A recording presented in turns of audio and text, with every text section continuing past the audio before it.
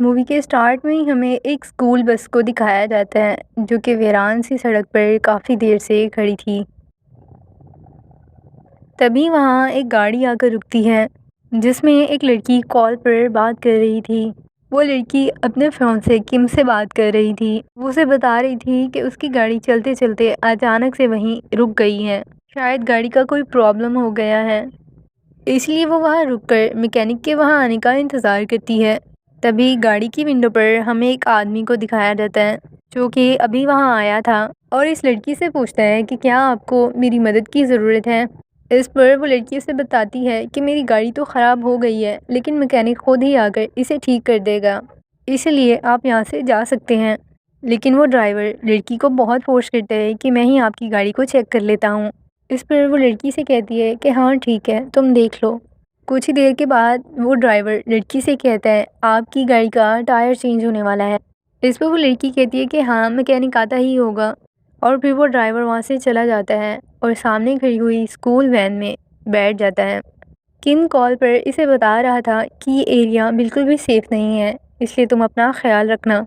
और तभी अचानक से वही बस ड्राइवर कार पर अटैक कर देता है और गाड़ी का फ्रंट मिरर तोड़कर लड़की को ज़ख्मी कर देता है और फिर उसे अपने साथ ही वहाँ से ले जाता है। जब लड़की को होश आता है तो खुद को वो एक वीरान सी जगह पर देखती है।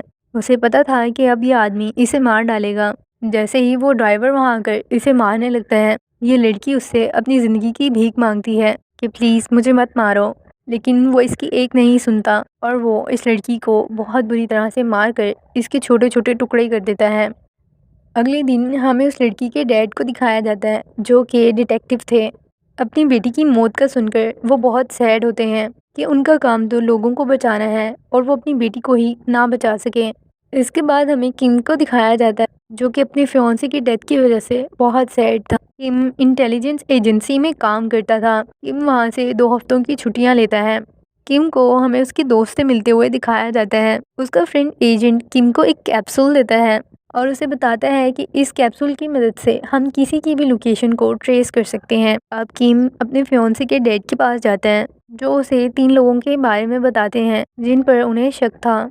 किम उनमें से 2 को बहुत टॉर्चर करता है ताकि उनमें से अगर किसी ने ये मर्डर किया है तो इसे पता चल जाए, लेकिन बहुत ज़्यादा टॉर्चर होने के बावजूद भी वो इसे कुछ नहीं बताते। अब बारी थी थर्ड वन की, इसलिए किम उस तीसरे आदमी के घर जाता है।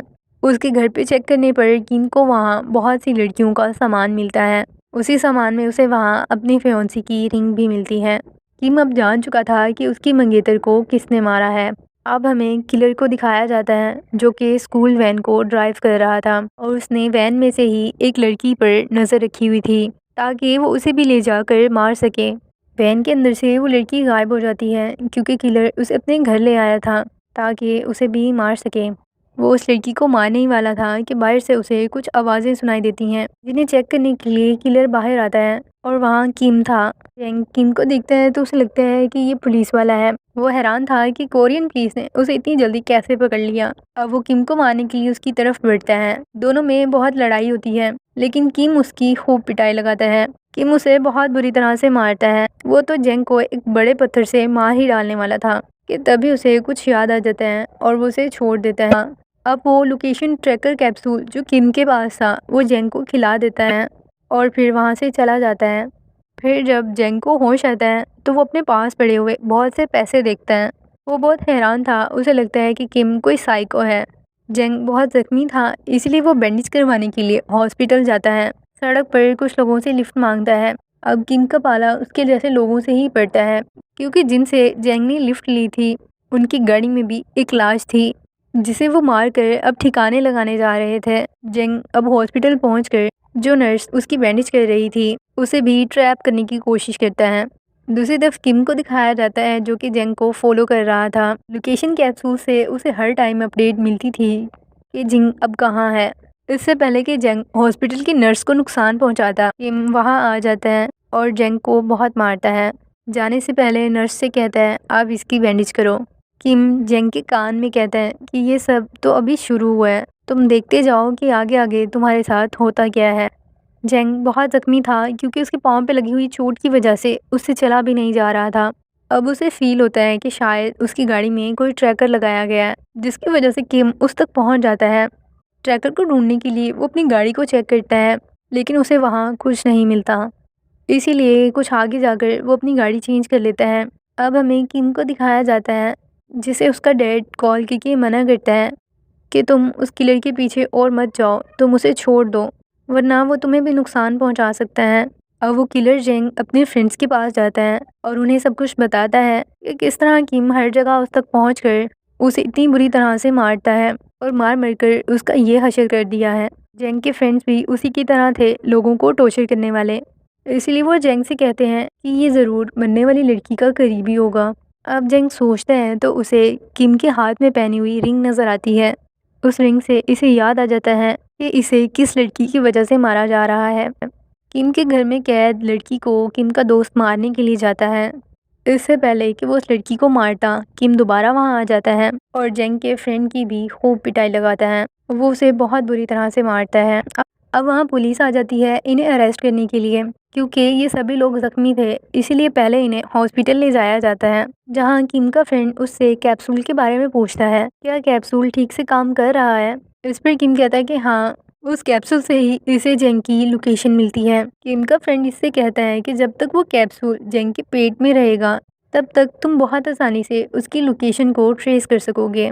लेकिन यहाँ इनसे एक मिस्टेक ये होती है कि इनकी ये सारी बातें जेंग का फ्रेंड सुन रहा होता है। किम का फ्रेंड उससे कहता है कि तुम उसे एक ही दफ़ा मार डालो। इस पर किम कहता है कि नहीं, वो जेंग से बदला उसे तड़पा तड़पा कर ही लेगा। किम आकर उसके फ्रेंड को चेक करता है तो वो सोनी की एक्टिंग कर रहा था और इसके बाद वो अपने फ्रेंड जेंग को सब कुछ बता देता है। अब जेंग को पता चल चुका था कि उसके पेट में किम ने लोकेशन को ट्रेस करने वाला कैप्सूल छुपाया है। जेंग का फ्रेंड अब किम से कहता है तुम उसका माइंड नहीं पढ़ पाए हो, अब वो तुम्हारी फैमिली को नुकसान पहुंचाएगा। इसके बाद उसे कोई फ़र्क नहीं पड़ेगा चाहे तुम लोग उसे पकड़ भी लो, क्योंकि वो एक साइको है और वो अपनी मौत से भी नहीं डरता। इस पर किम कहता है अगर ऐसी बात है तो वो जेंग को ऐसी दर्दनाक मौत देगा कि जोंग की रूह कांप उठेगी। अब किम को जोंग की कॉल आती है। वो उससे कहता है कि मैं जानता हूँ तुम मुझे सुन रहे हो, मुझे तुम्हारे साथ ये गेम खेलने में बहुत मज़ा आ रहा है, अब तुम देखना कि मैं तुम्हारी फैमिली के साथ क्या करता हूँ। इसके बाद जोंग मेडिकल स्टोर पर जाता है और वहाँ से ली गई मेडिसिन को खाने के बाद उसके पेट में जो कैप्सूल था वो बाहर निकल जाता है। अब वो बिल्कुल आज़ाद हो चुका था और किम उसकी लोकेशन को अब ट्रेस नहीं कर सकता था। अब किम अपने फियांसी की फैमिली को बचाने के लिए फ़ौरन उनके घर पहुँचता है, लेकिन जब तक वो यहाँ पहुँचता बहुत देर हो चुकी थी, क्योंकि अब तक जोंग उसके फियांसी के डैड और उसकी छोटी बहन को मार चुका था। ये सब देखने के बाद किम बहुत बुरी तरह से टूट चुका था। उसे खुद पर भी बहुत गुस्सा आता है कि काश वो पहले ही जोंग को मार देता। अब जोंग को पता था कि किम उस तक पहुंच ही जाएगा और उसे बहुत दर्दनाक मौत देगा, इसलिए वो खुद ही पुलिस को कॉल करके अपनी लोकेशन के बारे में बता देता। लेकिन इससे पहले कि पुलिस वहां पहुंचकर जोंग को अरेस्ट करती, किम वहां आकर उसे अपने साथ ले जाता है। किम जोंग को उसी जगह ले जाता है जहां वो सभी लड़कियों को बांध कर रखता था। वो उसे वहीं बांध देता है, क्योंकि जोंग तो पहले ही साइको था। इसलिए वो जोंग किम से कहता है कि तुम्हारे फियांसी को मैंने बहुत तड़पा तड़पा कर मारा था। मरने से पहले वो मुझसे भीख मांग रही थी कि मैं उसे छोड़ दूं, लेकिन मैंने उसे मार डाला और मुझे इस चीज़ का कोई अफसोस नहीं है। जोंग की ये सारी बातें सुनकर किम को उस पर और गुस्सा आता है। फिर वो जोंग को टॉर्चर करना शुरू कर देता है। दर्द की शिद्दत की वजह से जोंग चीख रहा था और तभी किम उससे कहता है कि बताओ अब तुम कैसा फील कर रहे हो। लेकिन वो ढीठ इंसान अभी भी यही कहता है कि मुझे दर्द नहीं हो रहा और मुझे कोई परवाह नहीं, चाहे तुम मुझे मार डालो। इसके बाद किम एक रस्सी के सिरे को दरवाजे से बांध देता है और उसका दूसरा हेड जोंग के मुंह में था और इसके सर के बिल्कुल ऊपर एक बहुत बड़ा ब्लेड था। अब अगर जोंग थोड़ी सी भी मूवमेंट करता तो वो ब्लेड इसके सर पर गिरता, और क्योंकि रस्सी दरवाजे से भी बंधी हुई थी, इसीलिए दरवाज़ा खुलने की वजह से भी वो ब्लेड इसके सर पर गिरता। तभी जोंग वहाँ पर अपनी फैमिली की आवाज़ को सुनता है, जो कि इसी की तरफ आ रहे थे।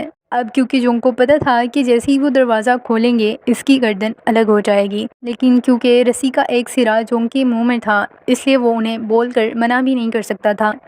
इस वक्त जोंग को महसूस होता है कि वो कितना मजबूर इंसान है और अपनी इस बेबसी की वजह से वो खुद को बचा नहीं पा रहा। और इसी पॉइंट पर उसे एहसास होता है कि उसने बाकी सभी लड़कियों को मारकर बहुत बुरा किया, लेकिन अब बहुत देर हो चुकी थी। जैसे ही जोंग की फैमिली दरवाज़ा खोलकर अंदर आने की कोशिश करते हैं, ऊपर से वो ब्लेड गिरता है, जिसकी वजह से दरवाज़ा खुलते ही वो ब्लेड जोंग की गर्दन पर गिरने की वजह से उसका सर बॉडी से अलग हो जाता है। इसी तरह से जोंग वहीं मर जाता है। किम, जिसने अभी जोंग की चीखने की आवाज़ें सुनी थी, अपने फियांसे की मौत का बदला लेने के बाद अब वो भी चीख चीख कर रोने लगता है। लेकिन किम ने उस साइको को दर्दनाक मौत देकर सिटी की बाकी लड़कियों को बचा लिया था। और यहीं ये मूवी एंड हो जाती है। होप सो कि आपको ये कहानी अच्छी लगी होगी। और फिर इसी के साथ ही बाय बाय।